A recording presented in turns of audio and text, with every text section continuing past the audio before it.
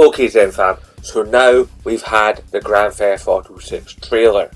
The question now becomes, what do I say? There have been so many videos from like every corner of YouTube, even non-gaming channels have been getting into this, news channels, music channels, comedy channels, you name it.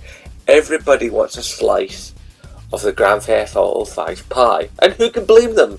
It is the comment du jour, apart from, well, the Game Awards from the other night there. But the thing of the matter is, Grand Theft Auto 6, it's hard to believe I'm actually saying that, is now a realistic concept. We now actually have something we could look at and go, that is a representation of Grand Theft Auto 6. We have the logo, we have the city, we have the characters, and we have some basic ideas of vehicles and settings and buildings and yada yada yada, which is all wonderful.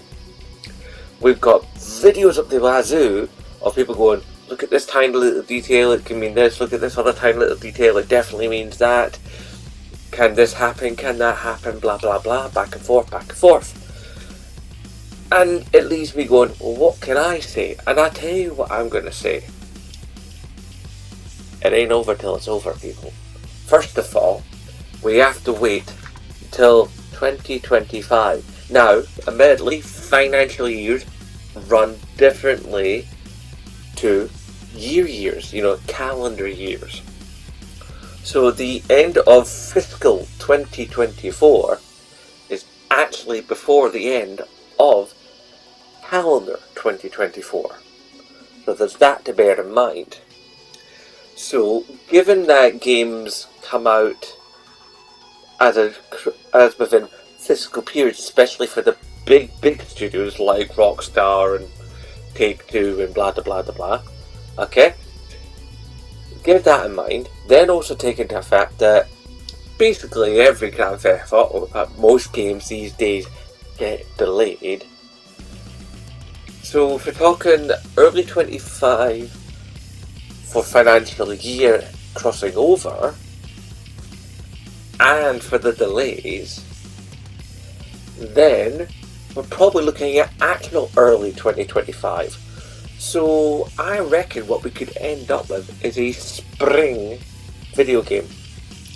And spring these last couple of years of video games has been huge. Now spring, summer, that's a great time for a lot of video games to come out, because school holidays.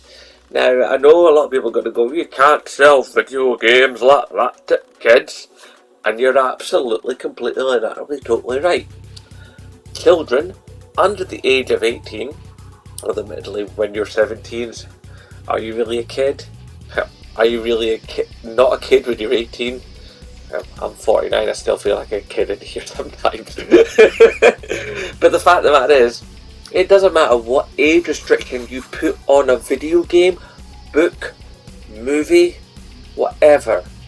If people are determined enough to get hold of a thing and use a thing, whether that be a video game, a movie, a gun, there's all kinds of things that people want to have, and people will have if they are determined enough. I mean, Lord knows, when I was a kid, I played and watched things that were well above my pay grade, and it didn't do me any harm. Now, yeah, there's an argument to be made right now that there's all these people going, oh, ban Grand Theft Auto 6. You want to ban something that technically doesn't really exist yet in the world? Are you having a giraffe? Please. But there's always been this with Grand Theft Auto. There's always people going, roar, it's ruining the rule for today, and it's an abomination before the Lord and society. It's like, calm down. It's just a video game. There are scores, vast waves of humanity that have played Grand Theft Auto games for the last 25 years at this point. Calm down. It's fine. Yeah, I mean, okay, the world feels like a big murdery hellhole at times, and that can, can feel legitimate to say. But video games are not the reason. Now, yes, there are some unsettled individuals out there who play video games who have a hard time distinguishing between real and imaginary. Yeah?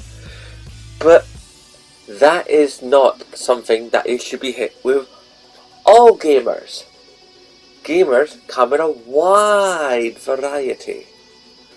Everything from 49-year-old Scottish blokes who try to play some video games in between being a family man and a worker, right the way down to some,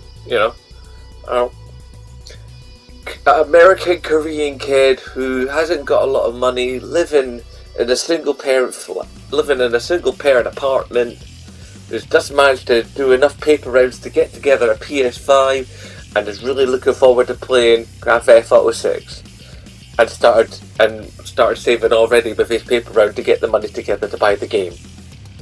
And everything in between. Okay? Gamers are people. People are gamers. Everything you want to ban is something that somebody else loves. Now, admittedly, there are some things that probably can't be argued against, like murder. You shouldn't be allowed to go out and murder another person. But equally, you shouldn't be able to go out and just go, I don't like that particular entertainment product, therefore, because I don't like it, you can't have it. Really? You're going to take that censorship route? I don't think so, mate. In the words of David Lee Roth, honey, that dog will not hunt. It's just a terrible, terrible idea. But the game itself looks like there's going to be so much interesting depth to it. And they've got all these gangs we're seeing. We've got these mud gangs. We've got the tattoo guy with what's it called, the Latino Joker or something. There's all this stuff going on. There's going to be gang. There's going to be like traditional sort of African American street culture, gang culture. There's obviously going to be Latino street gang culture, because we've seen that with the car customization, and some of that is very much indicative of that particular sector of the community. We're going to see the mudders, which I am guessing are probably going to be like a subsect of hillbillies. And the hillbillies have their own culture, and then if it's being a representation of Florida, there's probably going to be missions where you have to take down Karens. I like the sound of that. So the game is probably going to be reasonably long, because a Grand Theft Auto campaign is usually a fairly long affair. Especially since you get stuck into all these side missions along the way because you can't help yourself. You're driving along and then somebody runs out in the middle of the road and goes, "Hey, somebody's just melted my house," or something. I don't know, I'm making words here. So there's going to be so much to do, there's going to be so much to see, there's going to be so much to experience. I mean, you have to remember, when Grand Theft Auto 5 came out on the PS3, they went so deep as to when you broke into a car with your elbow, as you stepped into the car, you heard the glass on the ground crunch under your character's feet. And that was in the online mode, never mind the single player mode. The single player mode is even deeper than the online mode, because it doesn't have to use as many assets, and it can just be focused online, and be focused to the single player. So it's single player Grand Theft Auto 6, with everything that's been learned from Red Dead Redemption 2 on PlayStation 5. You best believe that if there's going to be a midnight launch for this game, then I am going to be in that queue. Oh God, yes. Now I know that in the past I've said, day one buys, don't bother anymore, because the game will come out and then 2 weeks or a couple of months down the line the game will drop in price. With Grand Theft Auto 6, I don't think that's going to happen. I think it's going to hold its value like a Nintendo game. Or put it this way, even if you buy a copy of Grand Theft Auto 5 for PS4 now, second hand, it's only a wee bit cheaper than buying it first hand now. And I'm not sure what the price is for the PS5 version, but I would wager it's probably roughly similar. So Grand Theft Auto 6 is probably going to be a game that, 1, sells like hotcakes, 2, holds its price for quite a while, CB, as well, just getting in on the first go. And if there is a launch night event, I'm going to be there, I'm going to be filming. So I implore any retailers around, globally, whatever game store it is you're running, please have a midnight event. Let's make the launch of this game super special. Might be a bit difficult for our friends in North America because GameStop might not be existing by then, from what I've been seeing from Camelot. I mean, the way Camelot videos go and the way he talks about what happens with GameStop, I don't know if that company's got much left in it. It's crumbling and crumbling fast. And Game, I love E-Game, but have you walked into a game store recently, ZenFan? You literally have one wall that's got games on it, and all the other shelves, the shelving unit here, the shelving unit here, and the other wall, depending on how your local game store is set out. Seriously? You've got one wall of games, the rest of it is toys and peripherals and maybe some t-shirts, and bobbleheads and actual board games and bits for D&D and stuff.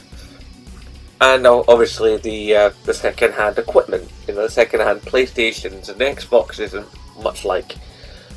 When you walk into a game store in the UK at the minute, it barely feels like you're walking into a game store. It just feels like you're walking into a small toy shop. And this problem is doubly showing up when you walk into a game store that's been planted inside a Sports Direct, because the guy that owns Sports Direct bought out Game a couple of years ago, and you'll have seen that there are some Sports Direct that have got a tiny game placed inside them. In fact, I made a video roughly about a year or so ago where I went into one of these inserted game stores inside the Sports Direct, and it was sad, it was tragic. One member of staff, and it felt like an afterthought. It really did. So if there's going to be midnight launches, they have to happen in real, proper, fully fledged game stores or other outlets, and it's going to have to be amazing, because this is probably going to be the last game where we get a proper midnight launch, a game of such notoriety, of such creative endeavour, that it's actually deserving of such an event. As obviously the months go by, and years at this rate, till we actually get the next bit of information from Grand Theft Auto 6 as to what we're going to be doing and how we're going to be doing it and what stuff in-game is actually going to look like. Because even though we know that the trailer itself is in-game engine, we don't know what the game looks like. We don't know about the HUD, we don't know about the mission structures, we don't know how it is that you're playing.